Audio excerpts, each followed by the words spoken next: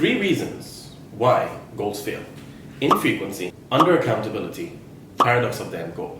Infrequency is something that you have a goal, but you're not focused on doing it every day. So if you're not doing it every day, you're not going to reach it. Second reason, under accountability, you're not keeping score of the problem exactly. So the best way to keep score is to track small progress of the goal. The third is the paradox of the end goal. When you focus on the end result, you tend to not do the goal itself. As Gene Screw described in his book Atomic Habits, try to focus on the systems, not the goals. That's why goals fail. I want to talk today about executive toughness. I want to talk about what's the system to goal setting. So this is the book Executive Toughness. This is from Jason Selk. Really good book. I love the book. So the book is basically divided into product goals and process goals. Now let's see so this is the book. So what are the product goals? Product goals are result-oriented goals that are attainable usually in the next 12 months. No one ever taught me that. No one ever told me that there's a product goal and there's a process goal. So process goals are those that focus on what it will take on a daily basis to achieve the product goals. So there's just one problem with that. The only problem is, in order to have a proper product goal, you need to know your purpose. So what is your purpose in life? It goes back to chapter 1. Define what is my purpose in life? What is the overall main reason for my being? And from that, you determine your priorities. And when you get to your priorities, then you get to the product goals that actually will drive you towards your purpose. And so let's say you have a product goal that, let's say, lose 20 kgs in 12 months, for example. So here's the example I was given in the book. Lose 20 pounds in 12 months. Limit fat intake. So the process goals is 3 process goals each one. It's limit fat intake to 50 grams per day, cardio exercise at least 30 minutes per day. That gives you a framework. Now, the next thing you want to do is, after you get to the process goals, you want to do something called, you want to know what is your ideal arousal state. Ideal arousal state is the extent to which nerves and emotions are engaged and on alert. It has nothing to do with arousal as the conventional term, but so arousal state is just like a state from 1 to 10, 1 being you're half asleep, and 10 being you're fully energetic and you're fully awake. So something if you cannot, for example, I study on a state of 4 or 5, but I go to the gym at a state of 9 or 10. But if you're hyped up, you cannot study while you're hyped up at 9, or you cannot study when you're at a level of 1. So what I'm trying to say is you assign an ideal arousal state to the process goal. So for example, if your process goal is to finish a book, I'll finish 10 books in a year. Goal will be read 20 pages a day, and you need an arousal state of 4. So you assign that 4, and it gives you an idea of where you're going to prioritize it in your calendar. For example, let's say I'm more alert at 2 p.m. that I can record that YouTube video, so I can just put it in 2 p.m. or the arousal state of 5 or 6, because at night I'll be too sleepy, so I wouldn't do it. So the arousal state is actually much simpler. This system by Elizabeth Phillips, it was actually quite nice. So she has the 3-day split, or the 3-part split in her days, which is kind of similar to the ideal arousal state. She has part 1 for high energy, high temptation, and then part 2 for high energy, low temptation, and part 3 for low energy, low temptation. So high temptation is something that it's not fun, you're not going to do it, so you better do it in the morning.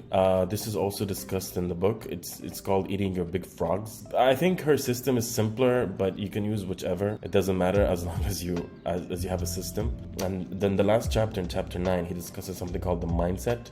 There's 2 systems of mindset. One is problem-centric thought and relentless solution focus. Problem-centric, so he gives this example of this hospital administrator who got a huge lawsuit, and then her budget was cut in half, and then she kept thinking of her problems, and her problems getting bigger and bigger. So she kept thinking of the problems, she kept thinking of the budget cut, she kept thinking of how will I utilize my budget, how will I do anything, and then she had a presentation. She went to the presentation, but she was still thinking of her problems.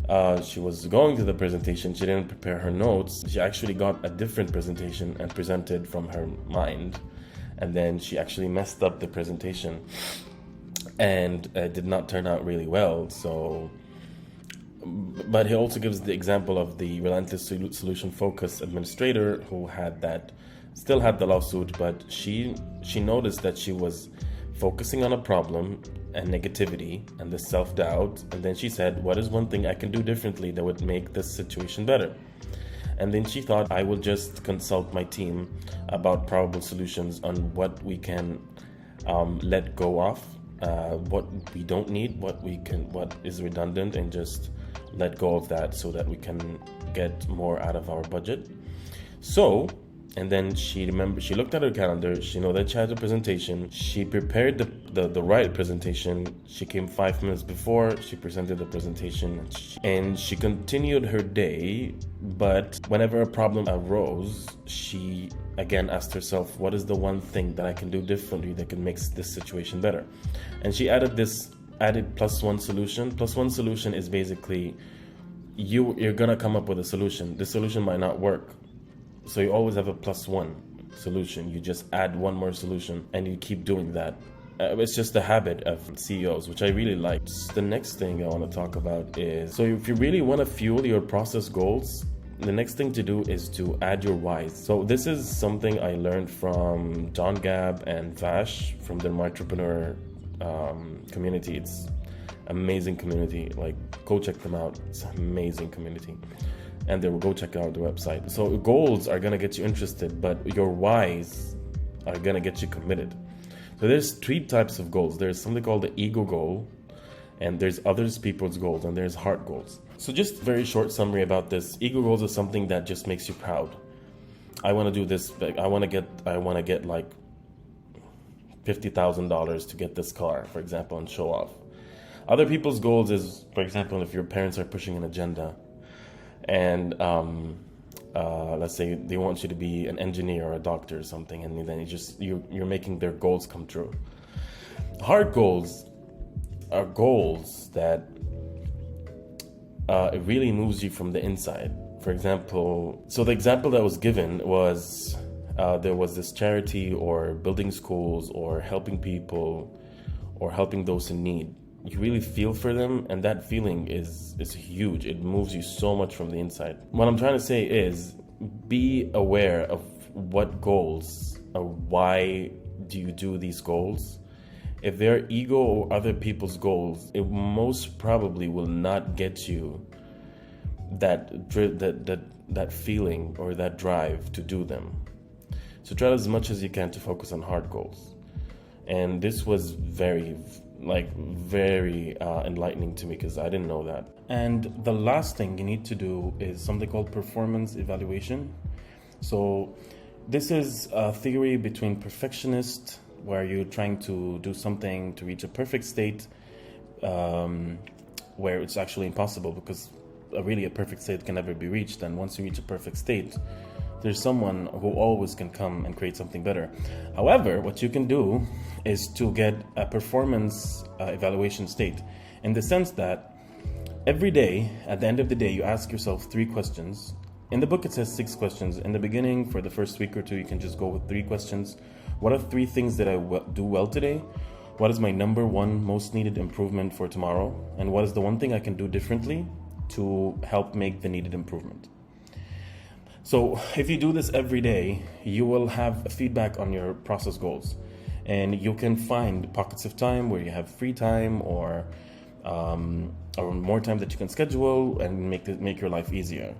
4, 5, and 6 is from 1 to 10. 10 being total completion of each process goal. How did you do in process 1? So you give a score, and then you can actually measure what are you missing in the process goal completion. So this, if you do this every single day, you're gonna have a perfect system. You're gonna have a system that works and gives you feedback, and no one gives you feedback. You give it to yourself. Okay guys, I hope you liked the video, and let me know what you think about the goal setting system in this book. Let me know if I should do more or talk more about this process. See you in the next one.